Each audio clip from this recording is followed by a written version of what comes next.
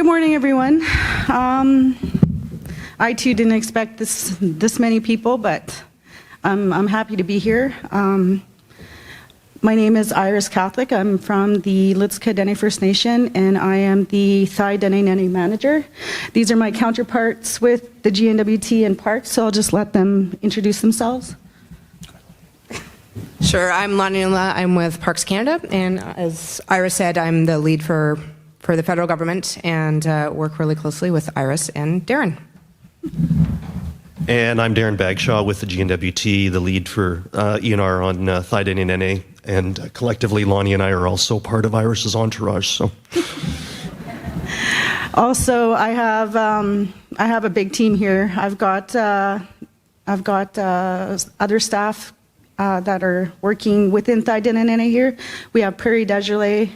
We have Laura Michelle. We have one of our elders that sit on our wildlife committee, August, our wildlife manager, Glenn.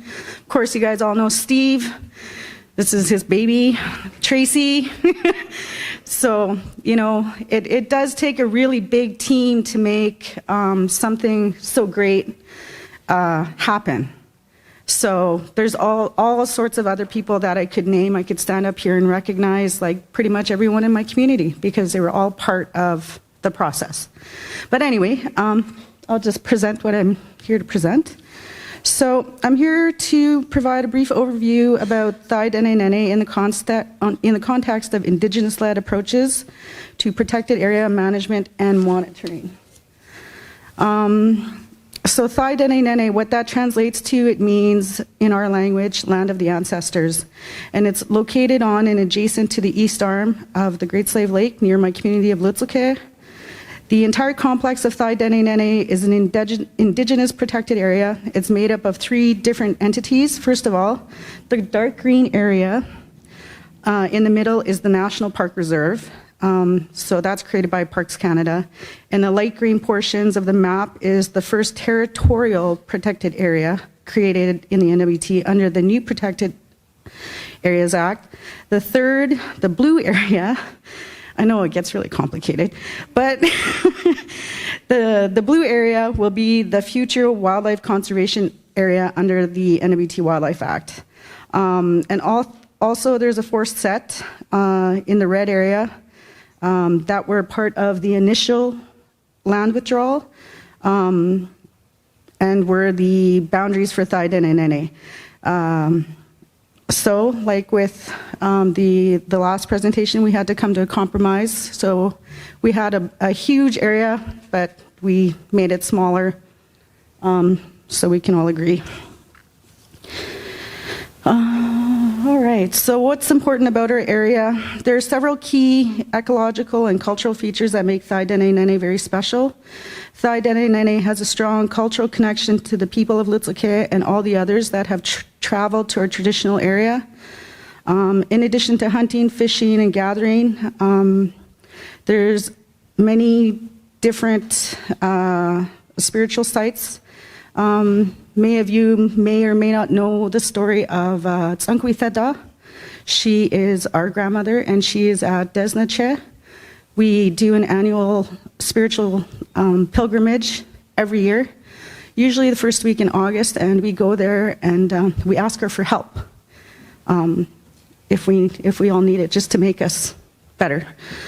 From an ecological perspective, the East Arm has really awesome landscapes. It has spectacular cliffs, islands, the deepest fresh water in North America. It's got lots of fish. There's another story about that, but we're not going to go there.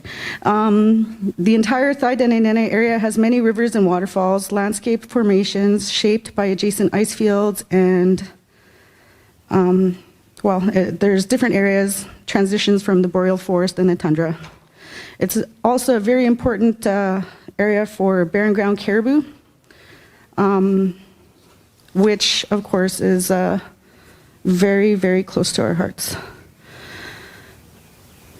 You can switch the slide. Are we there? Oh, okay. So Parks Canada's interest in the area, now known as Thaidene Nëné, began back in the 1970s.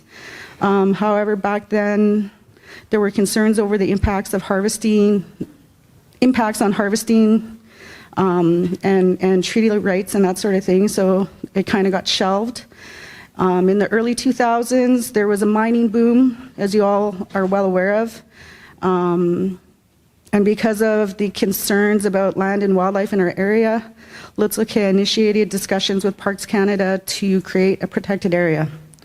So these discussions evolved to incorporate multiple Indigenous governments. And in August of 2019, when both the National Park Reserve and the Territorial Park area were established, the wildlife conservation area that was identified on the map was established, or will be established in February of 2021. Presently, we are getting closer to finalizing our operational management board, which includes appointees from our First Nation, from public governments, and we're hoping to have that meeting soon. So there'll be an announcement of who that management board is. It's going to be a trilateral board, so you'll have people from Parks and ENR and our First Nations making management decisions on Thaidene and Nëné.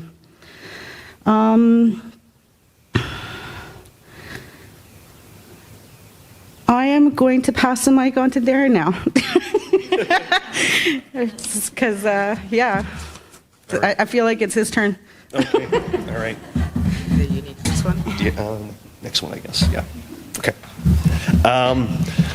So the shocking shift here that I wasn't prepared for, but anyway.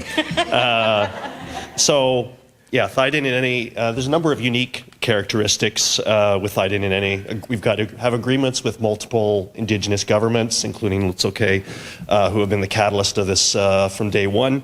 So that's interesting, and we've had to try to mesh all of these agreements together to make them work well together. So it took a lot of time to put together, but we think we're well on our way.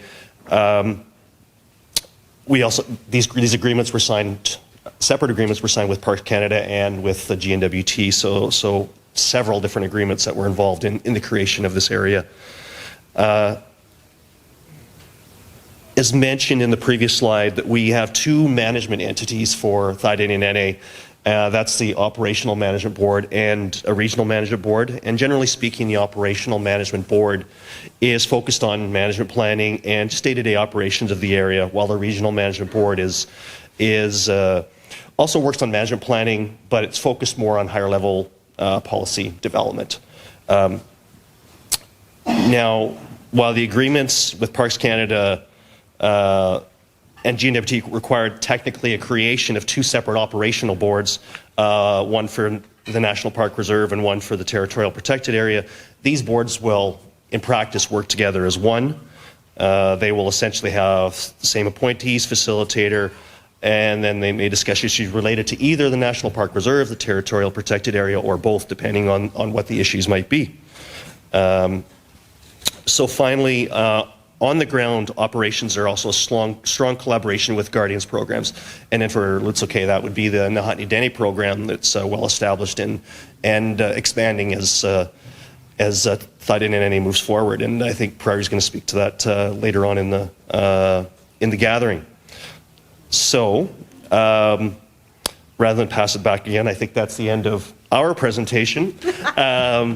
So thank you for listening to us, and if you have any questions, and we welcome you all someday to visit Thaidene and Nëné. Thank you. Good job. Any questions for Iris and her entourage? One question, Claudia, could you bring that over there? I'm going to set up the next presentation.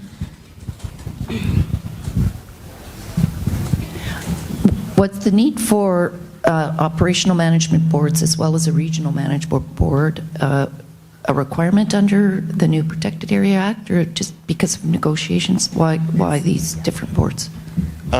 Because of the unique nature of each of the areas that are being talked about here in this part of the session. This Southeast NWT had its own unique characteristics, and because of that, to ensure that all the participants had some form of representation and participation and strong participation, that these were the two structures that we had to build. But wasn't a requirement of the of the Protected Areas Act. Okay, thanks. Thanks, you guys. Good job.